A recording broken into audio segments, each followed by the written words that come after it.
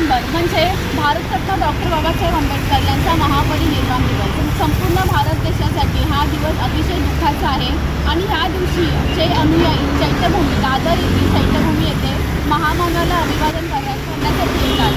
त्या महामानवाला अभिवादन करताना अनुयायांनी कशा प्रकारे यायला हवं, तर कशा प्रकारची शिस्त बाळगायला हवी तर ते सांगण्यासाठी आज आपल्यासोबत आहेत महाराष्ट्र राज्याचे कार्यालयीन सचिव बापू निकाळजे. जय भीम, नमो बुद्धाय.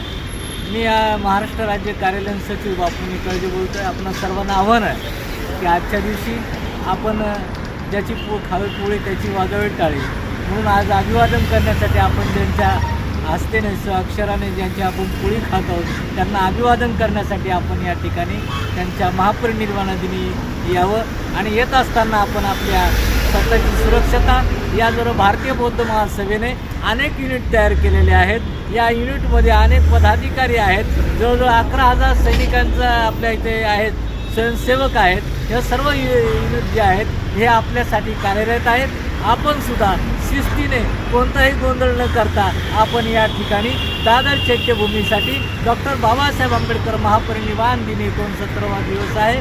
आपण तो ज्याप्रमाणे अभिवादन करायला आलात आपण परिवारासह यावं, आपल्या मित्रपरिवारासह यावं. या ठिकाणी भारतीय बौद्ध महासभा सैनिक पदाधिकारी सर्व सज्ज. जय भीम.